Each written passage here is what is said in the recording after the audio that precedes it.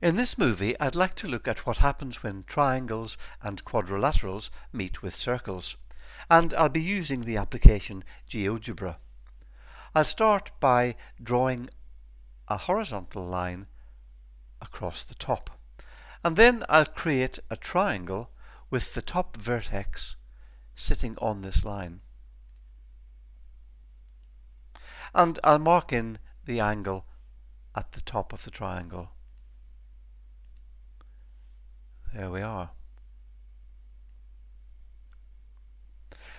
You can see that the angle is displayed to 2 decimal places, and this is more precision than I need, so I'll reset the rounding to 0 decimal places, and that keeps things nice and simple.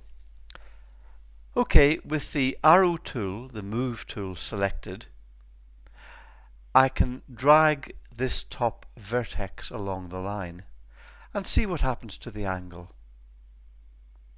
The further along the line I go, the smaller the angle, and that's true on both the left side and the right side.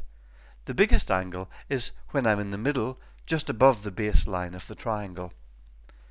Now, suppose I wanted to move this top vertex so that this angle remained the same at, say, 61 degrees. What path would I need to follow? Well, I can't use this picture because the top vertex is stuck to the line, so I need to make another triangle. Here goes. There's the triangle, and again I'll mark in the angle.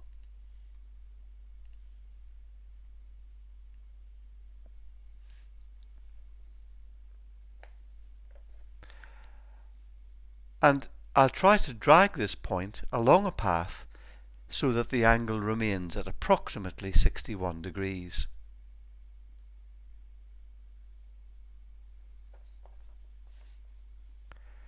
And you can see that it's tricky to do, but I have to curve the point down, and similarly on this side, if I start at about 61 degrees, I have to follow a curving path. Whoops, that's more like it, coming down like that. So it may not surprise you to know that the path I need to keep this top angle fixed is a circle. So this time I'll start with a circle and create a triangle inside it.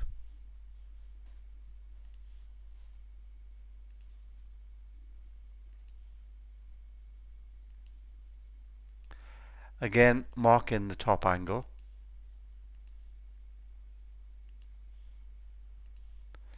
I'll just bring it out so we can see it. And drag this top vertex of the triangle around the circle.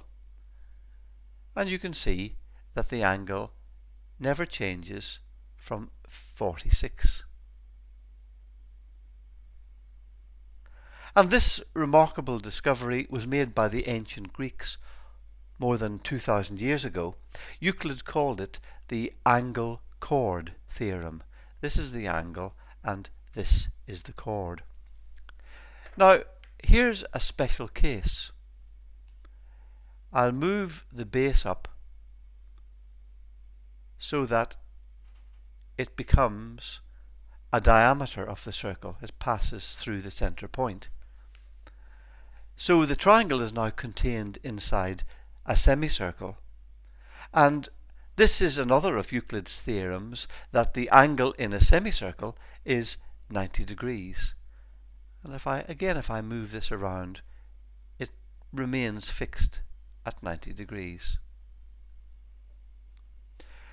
And here's another interesting discovery.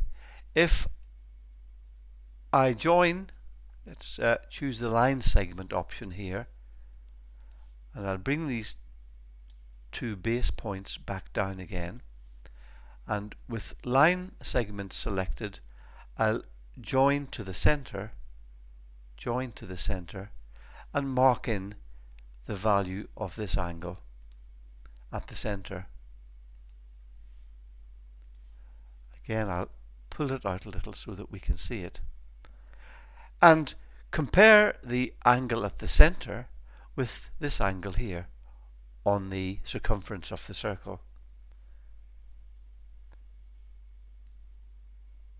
You can see that the angle at the center is twice as big as the top angle. And if I change it slightly, if I make that, say, 120 degrees, that is 60 degrees. If I make this 100 degrees, that is 50 degrees. It's like the two angles are held together by an invisible thread.